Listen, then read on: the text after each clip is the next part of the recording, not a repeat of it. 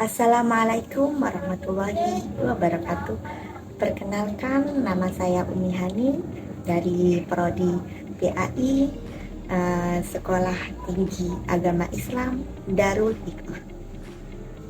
Di sini saya akan menjelaskan aliran-aliran filsafat dalam ilmu, yang mana tujuannya ini supaya manusia menjadi lebih terdidik dan memiliki pengetahuan serta mampu menilai hal-hal yang ada di sekitarnya secara objektif. Yang kedua, supaya manusia menjadi lebih bijaksana dalam menjalani kehidupannya. Dan yang terakhir, supaya manusia memiliki pandangan yang luas dan terhindar dari sifat egosentrisme. Nah, langsung saja kita ke pembahasan materi yang mana itu terdapat aliran rasionalisme. Rasionalisme adalah aliran yang meyakini hanya rasio atau akal yang menjadi dasar kepastian. Rasionalisme tidak menyangkal akal fungsi indera sebagai alat untuk memperoleh sebuah pengetahuan.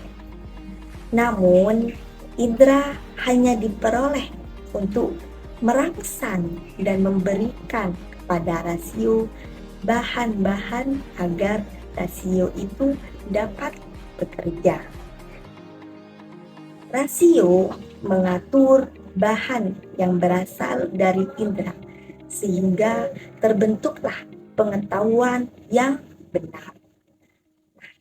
Akan tetapi, keberadaan indera tidak mutlak bagi rasio. Karena apa? Ya, karena rasio dapat menghasilkan pengetahuan seperti terlihat dalam salah satu ilmu, yaitu ilmu matematika, di mana ilmu itu tidak menggunakan indera untuk memperolehnya. Kemudian banyak tokoh yang menjadi eksponen aliran rasionalisme.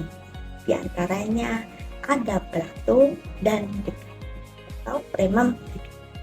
Kemudian yang kedua adalah aliran yang disebut dengan empirisme, di mana ini digagas oleh Aristoteles dan sampai dengan Depiccia.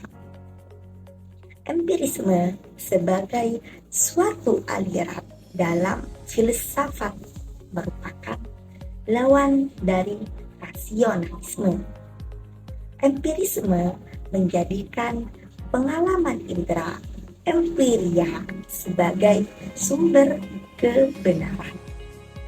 Nah, menurut Aristoteles, ilmu dapat dari hasil kegiatan manusia yang mengamati kenyataan yang banyak dan berubah, kemudian secara bertahap sampai pada kebenaran yang bersifat universal atau kebenaran yang dapat kita kenal secara umum.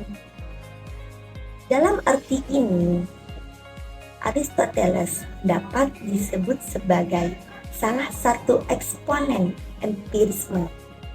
Malah pada tahap awalnya, kemudian hari muncullah pemikiran bernama Regensburg yang memperkenalkan cara kerja induksi untuk memperoleh sebuah ilmu. Kemudian ada juga Jenrad dengan bukunya yang ditulis berdasarkan premis bahwa semua pengetahuan berasal dari pengalaman. Dianggap sebagai tokoh utama di masa modern.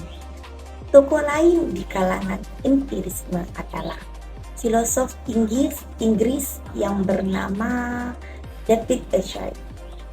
Ia itu seorang penganut empiris yang sangat radikal bukan karena ia menekankan pengalaman indera dari dasar dari semua pengetahuan, melainkan ia juga menolak adanya kuasalitas hukum akibat yang diterangkan akal. Kemudian aliran yang terakhir yaitu adalah positivisme, yang mana positivisme ini merupakan suatu aliran filsafat yang dibangun oleh Auguste Comte. Intinya, positivisme ini ingin membersihkan ilmu dari spekulasi yang tidak dapat dibuktikan secara positif. Comte ini ingin mengembangkan ilmu dengan melakukan percobaan atau eksperimen terhadap bahan faktual yang terdapat dalam kenyataan empiris, bukan dengan jalan menyusun spekulasi rasional yang tidak dapat dibuktikan lewat eksperimen. Bagi Comte, positivisme ini merupakan akhir dari puncak dari pemikiran manusia.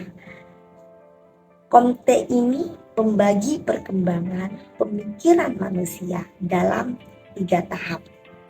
Yang pertama adalah tahap mistik atau teologi.